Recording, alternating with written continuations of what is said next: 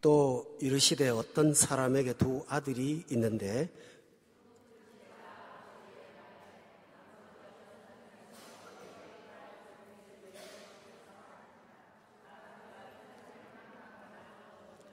그 후 며칠이 안 되어 둘째 아들이 재물을 다 모아가지고 먼 나라에 가 거기서 허랑방탕하여 그 재산을 낭비하더니 다 없앤 후에 그 나라에 크게 흉년이 들어 그가 비로소 궁핍한지라.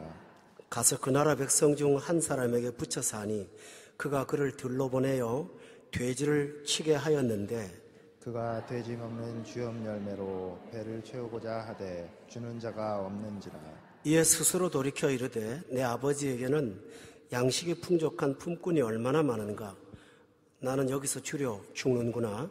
내가 일어나 아버지께서 가서 이르기를 아버지 내가 하늘과 아버지께 죄를 지었사오니 지금부터는 아버지의 아들이라 일컬음을 감당하지 못하겠나이다. 나를 품꾼의 하나로 보소서 하리라 하고 이에 일어나서 아버지께로 돌아가니라. 아직도 거리가 먼데 아버지가 그를 보고 측은히 여겨 달려가 목을 안고 입을 맞추니 아들이 이르되 아버지 내가 하늘과 아버지께 죄를 지었사오니 지금부터는 아버지의 아들이라 일컬음을 감당하지 못하겠나이다 하나 아버지는 종들에게 이르되 제일 좋은 옷을 꺼내다가 입히고 손에 가락지를 끼우고 발에 신을 신기라. 그리고 살찐 송아지를 끌어다가 잡으라. 우리가 먹고 즐기자. 이 내 아들은 죽었다가 다시 살아났으며 내가 잃었다가 다시 얻었노라 하니 그들이 즐거워하더라. 맏아들은 밭에 있다가 돌아와 집에 가까이 왔을 때에 풍악과 춤추는 소리를 듣고 한 종을 불러 이 무슨 일인가 물은데 대답하되 당신의 동생이 돌아왔음에 당신의 아버지가 건강한 그를 다시 맞아들이게 됨으로 인하여 살찐 송아지를 잡았나이다 하니 그가 노하여 들어가고자 하지 아니하거늘 아버지가 나와서 권한대 아버지께 대답하여 이르되 내가 여러 해 아버지를 섬겨 명을 어김이 없거늘 내게는 염소 새끼라도 주어 나와 내 벗으로 즐기게 하신 일이 없더니 아버지의 살림을 장녀들과 함께 삼켜버린 이 일이 더해 이를 위하여 살찐 송아지를 잡으셨나이다. 다 같이 두 절을 읽겠습니다. 아버지가 이르되 예 너는 항상 나와 함께 있으니 내 것이 다 내 것이로되 이 내 동생은 죽었다가 살아났으며 내가 잃었다가 얻었기로 우리가 즐거워하고 기뻐하는 것이 마땅하다 하니라. 아멘. 성도 여러분, 지난 시간에 우리는 오늘 본문의 앞부분을 말씀 함께 들었습니다. 어떤 집에 두 아들이 있는데 둘째 아들이 아버지의 재산을 나누어서 먼 나라에 갔고 거기 가서 허랑방탕하고 다 없앴다가 이제 뉘우치고 아버지 집에 돌아오는 그 내용을 우리가 살펴보았습니다. 오늘은 둘째 부분으로 돌아온 아들에 관한 내용을 말씀드리겠습니다. 그 아들은 집을 나갔다가 돌아왔습니다. 마음이 먼저 돌아오고 그 다음에 몸이 돌아왔습니다.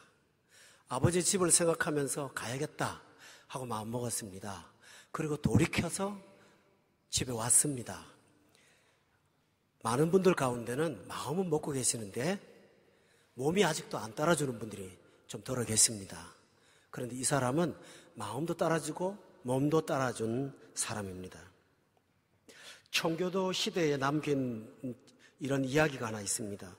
어떤 그때 당시 교회는 예수님을 한 사람이 믿게 되면 교회 그 위원회에서 입교 문답을 하는 관례가 있는데 한 자매가 교회 나이든 장로님으로부터 이런 질문을 받았어요. 예수 믿기 전에 자신이 죄인이었다는 것을 인정하십니까? 하고 장로님이 물어봤어요. 물론 이 자매가 예라고 대답을 했죠. 그러자 그 장로님이 다시 물었어요. 그러면 지금 예수 믿은 후에 자신을 어떻게 느끼십니까? 하고 물었더니 그 자매가 하는 말이 저는 지금보다 전보다 더 큰 죄인이라는 사실을 느끼고 있습니다. 이렇게 말을 했대요. 장로님이 다시 물었대요. 그러면 예수 믿기 전과 예수 믿은 후에 달라진 것은 뭡니까? 하고 물었더니 그 자매가 아주 유명한 말을 했습니다. 전에는 제가 죄를 향해서 달려가는 죄인이었지만 지금은 죄로부터 도망치고 있는 죄인입니다. 이렇게 고백했다고 합니다. 집을 나간 아들은 죄를 향해서 달려갔었고 집을 돌아온 아들은 죄로부터 도망친 사람이라는 것입니다. 그런데 여기에 대한 돌아온 아들에 대한 하나님의 반응은 무엇일까요? 오늘 저는 사람의 행동보다는 하나님의 반응에 초점을 맞추고 하나님이 어떤 분이신가를 여러분하고 세 가지로 생각을 하도록 하겠습니다. 첫째로 하나님은 기다리시는 분입니다. 본문 20절에 보면 그 내용이 소상히 나와 있습니다. 이에 일어나서 아버지께로 돌아가는데 거리가 멀어요. 그런데 아버지가 그를 보고 측은히 여겨 달려가 목을 안고 입을 맞추었다고 되어 있어요. 거리가 먼데 돌아오는 아들의 그 모습을 발견하시고 달려갔어요. 그리고 측은히 여겨 목을 안고 입을 맞추었습니다. 여기서 하나님은 어떤 분이신가요? 기다리는 분이십니다. 하나님은 아들이 죄를 범했어도 불구하고 돌아오는 것을 끝없이 기다려 주시고 또 기다렸기 때문에 아들이 돌아올 수가 있었습니다. 하나님은 악한 자라도 회개하고 돌아오기를 원하십니다. 성경에 보면 하나님은 모든 사람이 구원을 얻는 것을 기뻐하신다고 하셨기 때문에 한 사람도 빠짐없이 하나님 앞에 다 돌아오기를 하나님께서 원하고 기다리고 있습니다. 어떤 사람한테는 하나님이 짧게 기다리기도 하지만 어떤 사람한테는 한 평생을 기다리는 분도 있습니다. 하나님의 기다림은 밖으로도 드러나요. 우리가 돌아오기를 기다리면서 기도하는 어떤 귀한 성도가 하나님의 기다리는 표현이고요. 또 여러 가지 기회를 주셔서 자꾸 하나님의 전에 돌아올 수 있도록 이끌어주는 환경을 열어주시는 것도 하나님이 자꾸 우리를 기다려주시는 거고요. 여러 가지 상황 속에서 하나님을 거부할 수 없는 여러 가지 조건들을 만드셔서 하나님 앞에 가까이 나가게 하는 것, 이 모든 것이 여러분을 기다리시는 하나님의 이 기다림이라는 사실입니다. 탕자가 집에 돌아올 수 있었던 것은 집에 있기 때문이 아닙니다. 기다려주는 하나님이 계시기 때문에 집에 올 수가 있었습니다. 따라서 사랑하는 교우 여러분, 혹시 여러분께서 몸은 아직 왔지만 마음이 아직 오지 않았던 분이 있을지라도 하나님께서 여러분을 기다리고 있다는 사실을 꼭 기억하시고 언제든지 다가가면 기뻐 받아주시는, 두 팔로 안아주시는 하나님이 계시다는 사실을 꼭 믿고 사시기를 주의 이름으로 축원합니다. 두 번째로는 하나님은 회복시켜 주시는 하나님이십니다. 아들이 집에 돌아왔을 때 아버지가 제일 좋은 옷을 입혔습니다. 지금은 부자나 가난한 사람이나 옷으로 구별을 못합니다. 그런데 옛날에는 옷을 갖고 신분을 구별을 했습니다. 특히 옷의 색깔을 가지고 신분을 구별했습니다. 따라서 옷을 입혀주었다 하는 것은 아들의 신분을 회복시켜 주었다는 뜻을 갖고 있습니다. 또 손에다가 가락지를 끼웠다고 했잖아요. 이 가락지는 권력의 상징, 권위, 그 다음에 지위, 권위의 상징으로 꼽는 것이 그 당시 관례였습니다. 아들을 반지를 끼워서 아들이라는 권위를 하나님께서 회복시켜 주신 거예요. 옷으로 회복을 시키는 것은 아버지하고 아들하고 1대1로 앉아서 너 내 아들이야 그렇게만 말하지 않고 모든 사람이 보도록, 모든 사람이 저 사람 내 아들이라는 사실을 보도록 하나님께서 옷으로 구별한 거예요. 그뿐만 아니라 이것을 내가 기뻐한다는 소식을 보여주시기 위해서 살찐 송아지를 잡아서 잔치를 베풀면서 하나님은 돌아온 아들의 세상적인 관계, 아버지와 아들의 관계, 그 모든 것을 다 회복시켜 주셨어요. 따라서 여러분이 있는 모습 그대로 하나님 앞에 돌아오면 우리가 하나님의 회복의 프로그램에 들어갈 수가 있어요. 우리가 왜 회복이라는 말을 쓰느냐 하면 사람은 원래 하나님의 형상으로 아주 선하고 아름답게 창조되었어요. 얼마나 아름다운지 하나님의 보시기에 심히 좋았던 사람이 바로 우리였거든요. 따라서 여러분은 하나님을 멀리함으로 탕자와 같이 많은 것들을 잃어버렸어요. 하나님의 형상을 잃어버렸어요. 아들의 권위로 살던 아들이 멀리 가서 돼지를 치는 사람이 됐어요. 형상을 잃어버렸어요. 고귀하게 살던 아들이 창기와 더불어 살았어요. 그런데 하나님께 돌아오니까 그를 회복시켜 주신 거예요. 따라서 성도 여러분, 예수님 앞에 돌아오시면 여러분이 본래 살아야 되는 본래의 모습으로 하나님께서 우리를 회복시켜 주신다는 사실을 꼭 기억하실 수 있기를 바랍니다. 유진 피터슨이라는 목사님은 이렇게 말을 했어요. 얼마나 많은 소망 없는 인생을 하나님께서 승리로 바꾸셨는가? 얼마나 많은 사람을 구원으로 바꾸셨는가? 얼마나 많은 죽은 사람을 새 생명의 사람으로 바꾸었는가? 하나님은 이렇게 회복시켜 주시는 것입니다. 성경에 보면 예수님을 만난 사람은 다 회복됐어요. 대표적인 예로 18해 동안 정신병으로 고통당하던 막달라 마리아 기억하시죠? 예수님의 손에 잡혀서 그는 해방을 받고 정신이 온전해져서 새 사람이 될 수가 있었어요. 돈은 있지만 무시당하고 살았던 삭개오 기억하시죠? 예수님 만나자마자 그는 사람답게 살 수 있는 사람으로 바뀌었어요. 바울 사도 같은 사람은 살인자였잖아요. 그런데 예수 만나고 나서는 사람의 가치 있게 살도록 하나님이 바꿔놨어요. 사람을 살인하고 광야로 도망갔던 모세라는 사람 아시잖아요. 근데 이 모세를 하나님께서는 영혼을 이끄는 지도자로 하나님께서 회복시켜 놓고 바꿔놨어요.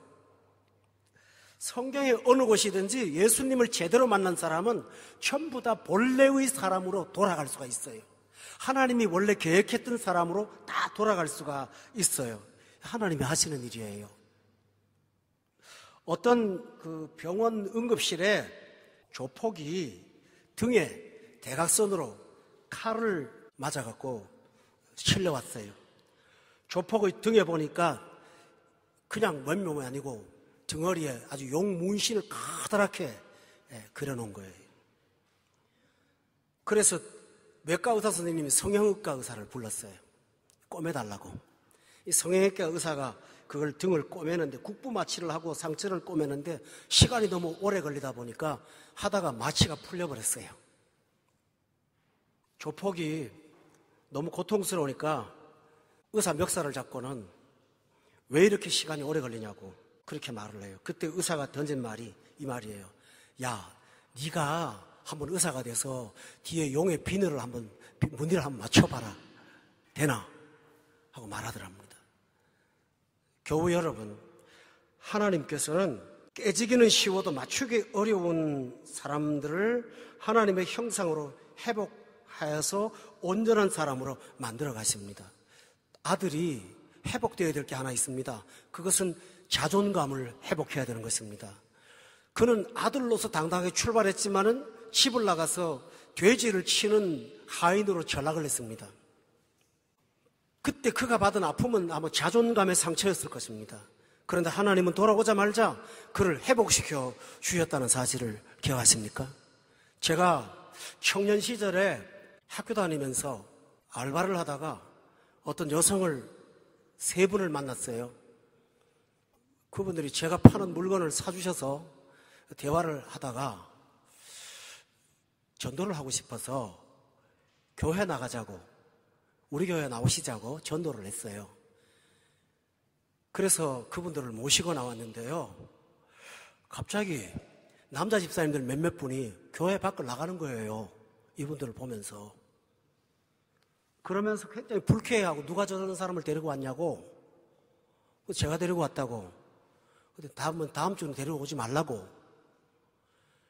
그래서 왜 그런가 어린 마음에 상처도 되고, 그분들을 모시고 다 드리려고 집에 이렇게 배웅을 해드리는데, 그분 중에 한 분이 저한테 이런 말을 하는 거예요. 제가 저 밑에 술집에 근무를 하는데요, 아까 나가신 분들이 우리 단골입니다. 그러는 거예요. 거기서 만나게 됐네요. 그 다음 주에 그분들은 용기를 내서 나왔습니다. 나오고 나서부터는 하나둘씩 생을 정리하기 시작하고 사람이 달라지기 시작하는데 외형부터 달라지더라고요. 손에 웬 금반지가 이렇게 많은지 다 빼기 시작했어요. 하나만 끼면 예쁠 텐데 온 손가락에 다 가득 차 있는 거 다 빼고 옷도 점점 목으로 올라오기 시작했어요.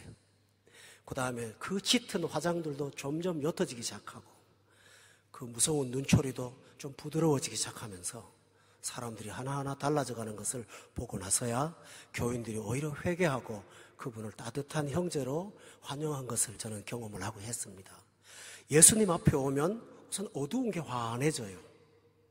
예수 앞에 나오면 도끼가 사라져요. 예수님 만나고 나면 원래 내 모습에 감추었던 내 아름다운 모습이 다 드러나요. 내가 원래 이런 사람이었는데 그 모습이 다 나타나요. 그리고 원래의 내 아름다운 착하고 순진했던 내 마음의 자세가 다 회복이 될 수가 있어요. 왜냐하면 하나님께서 우리를 회복시켜 주시기 때문입니다. 매일마다 와서 이 회복의 은혜로 채워지시는 저와 여러분 되시기를 예수 이름으로 축원합니다. 세 번째로 하나님은 기뻐하는 분이세요. 우리 한번 따라합시다. 기쁨의 하나님. 혹시 복음성가에 그런 말 기억나세요? 내가 너로 인하여 기쁨을 이기지 못하며 너로 인하여 즐거이 노래를 부른다 라고 하신 거 기억나죠? 누가복음 15장에는 여러분이 지금까지 말씀드린 것 가운데 잃어버린 것 세 가지가 나오죠? 첫 번째가 뭐였어요? 양이었어요. 양 100마리 중에 한 마리 잃었다가 찾았잖아요. 두 번째가 뭐였어요? 그 동전 10개 중에서 하나 잃어버린 거잖아요. 그거 찾았어요. 그리고 세 번째 비유는 오늘 본문에 나오는 집 나간 아들이 돌아온 거였잖아요. 그런데 돌아왔을 때 공통점이 있어요. 그것은 뭐냐 하면 잃은 양을 찾았을 때 온 이웃을 불러 모으고 잔치를 벌이면서 기뻐했다고 했어요. 동전 하나를 찾은 여인도 동네 사람들을 불러놓고 기쁨의 잔치를 했다고 성경에 기록되어 있어요. 오늘 아들이 돌아왔을 때는 큰 잔치를 베풀었어요. 살찐 송아지를 잡고 우리가 먹고 즐기자고 하면서 하나님께서 굉장히 기뻐하셨어요. 그러면서 말씀하시기를 천국에서는 죄인 하나가 회개하고 돌아오면 의인 99을 인하여 하는 기쁨보다 더 큰 기쁨이 있을 거라고 성경은 말씀하고 있어요. 교우 여러분, 웨스트민스터 소요리 문답 제1문에 보면 인간의 제일 되는 목적이 무엇입니까? 하면서 첫 번째가 하나님을 기쁘시게 해드리는 거라고 되어 있거든요. 그런데 어떻게 하면 하나님을 기쁘게 해드릴까요? 하나님을 기쁘게 해드리는 것은 여러분이 마음과 몸으로 죽게 돌아오는 것입니다. 그럴 때 하나님이 굉장히 기뻐하세요. 제가 아는 어떤 분은 아들이 집을 나갔어요. 한 몇 년간 동안 소식이 없는 거예요. 명절이나 좋은 음식을 하는 날만 되면 그 어머니가 하나도 기쁘지 않은 거예요. 다른 이웃들이 와 축하해주고 기쁘고 좋은 날이 있지만 하나도 기쁘지가 않은 거예요. 왜냐하면 그 자리에서 같이 밥을 먹어야 되는 아들이 보이지 않기 때문입니다. 그 어머니에게는 좋은 밥상이 기쁨이 아니에요. 그 어머니에게는 좋은 선물이 기쁨이 아니에요. 그 어머니는 가장 큰 기쁨은 그 아들이 집에 돌아오는 거예요. 그것보다 더 큰 기쁨은 없어요. 따라서 사랑하는 교우 여러분, 우리는 몸은 여기 와 있죠. 마음이 멀리 있던 거 다 가까이 다가와서 하나님을 기쁘게 해드리는 저와 여러분 되기를 주의 이름으로 축원합니다. 집에 돌아왔을 때 집에 남아있던 아들이 하나 있어요. 그 아들이 집 밖에서 집에 들어올 때 집에서 풍악 소리가 들렸어요. 그래서 이게 무슨 소리냐고 종한테 물었더니 잃었던 당신의 동생이 돌아와서 지금 축하하는 거라고. 그때 이 아들은 분노했어요. 분노하면서 뭐라고 강조를 말하냐면 아버지의 재산을 창기와 함께 삼켜버린 이 아들이라고 자꾸 강조해요. 그 아들은 재산을 낭비한 그 동생을 용서하지 못했어요. 그런데 아버지는 뭐라고 말하냐 하면 본문 32절에 보면 참 귀한 말씀하세요. 죽었다가 살아났다. 재산을 낭비한 건 큰 문제가 아니라는 거예요. 잃었다가 얻은 것이다. 그러므로 우리가 즐거운 것이 마땅한 거라고 성경에서 말씀하셨어요. 사랑하는 교우 여러분, 하나님을 기쁘시게 해드리는 우리 교회가 되기를 원해요. 어떻게 하면 될까요? 여러분이 날마다 하나님 앞에 가까이 다가오는 것입니다. 할렐루야. 지난 한 2주 전인가 3주 전인가 우리 교회 공연 연습을 하는데 제가 그 바로 옆에 앉기가 조금 여러분이 눈치 보일까 봐 해갖고 옆에 방이 있더라고요. 아마 같이 계신 분 알걸요? 옆에 방에 가서 이제 앉아 있었어요. 그랬더니 참으로 오래간만에 우리 주일학교 아이들하고 진지하게 대화를 할 수가 있었어요. 어떤 아이가 저한테 물었어요. 왜 목사님이 되셨냐고. 이제 그 질문을부터 하는 거예요. 그리고 나이는 몇 살이냐고. 이제 묻는 거예요. 뭐가 좋으냐고. 제가 상담을 받았어요. 그러면서 뭐 맛있는 걸 갖다 줘요. 대접을 받았어요. 근데 그 시간에 제 마음속에요, 성령이 주는 참 행복감이 확 몰려왔어요. 옆방에서는 우리 엄마 아빠들이 지금 열정을 다해서 하는데 아이들은 저하고 공부 갖고 놀기도 하고 가까이인데 그 가까이 있다는 그 공간 자체가 전 참 행복했어요. 너무 좋았어요. 제가 이 말씀 드리는 건 하나님 마음이 그거 아닐까요? 같은 방에 같이 있고 싶은 거예요. 요한계시록 3장 20절에 보면 내가 문 밖에 서서 문을 두드린다. 기억나죠? 그러니까 네가 문을 열면 내가 너한테 들어가. 가서 너하고 더불어 먹고 너는 나하고 더불어 먹을 거야. 같이 먹는 걸 한문으로 뭐라고 합니까? 입이 하나니까 뭐라 그러죠? 식구라고 합니다.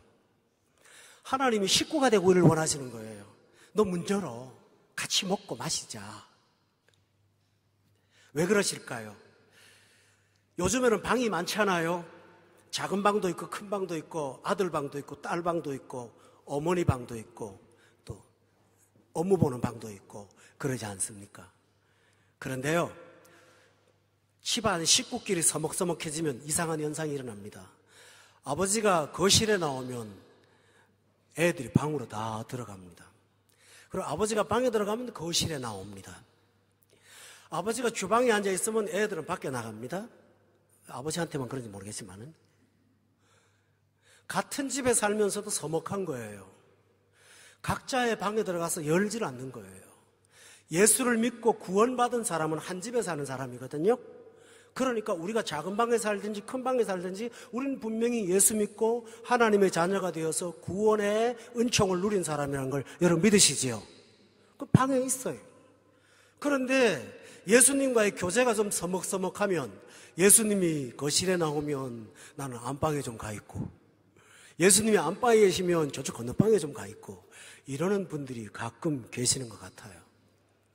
사랑하는 교회 여러분, 제가 아이들하고 짧게나마 행복한 시간을 가졌던 것처럼 주님은 같은 거실에 앉아서 여러분하고 함께 나누기를 원하십니다. 이때가 하나님의 가장 큰 기쁨이라는 사실을 여러분 기억하시길 바랍니다. 사랑하는 교회 여러분, 한 주간 살다 보면 마음이 자꾸 멀어질 때도 있고 떠날 때도 있습니다. 그러나 시간을 통해서 자꾸 마음을 가까이 하여 하나님을 가까이 함으로 하나님을 행복하게 해드리는 여러분 되시기를 예수 이름으로 축원합니다. 저는 예를 하나 드렸는데요. 우리가 지상에서 이렇게 기쁨을 누리지만 가장 큰 기쁨은 하나님 나라에 있습니다. 성경에 보면 천국은 마치 신랑이 신부가 신랑을 위해서 단장을 한 혼인집과 같다고 그렇게 기록되어 있습니다. 어느 날 여기서 기쁘고 즐겁게 살다가 주님 앞에 가서 우리 모두가 다 행복하고 즐겁게 살게 될 줄로 저는 믿습니다. 날마다 여러분에게 하나님이 주시는 기쁨이 여러분의 마음에도 가득하시기를 예수 이름으로 축원합니다. 기도하겠습니다. 사랑 많으신 하나님 아버지, 저희들의 마음이 혹시 멀어져 있다면 주님께로 한 발자국 더 가까이 나아가게 도와주세요. 저희가 몸이 멀어져 있다면 하나님이 기뻐하시는 그 공간 안에 들어오도록 우리의 발걸음을 재촉하여 주시옵소서. 사슴이 시냇물을 찾는 것처럼 하나님을 찾는 데 갈망하고 갈급한 사람들이 다 되게 하옵소서. 아버지 하나님, 탕자처럼 마음에 있다면 마음을 끝나지 말고 몸을 가지고 주님 앞에 나와서 하나님의 손을 붙잡고 사는 행복한 성도들 다 되게 도와 주시옵소서.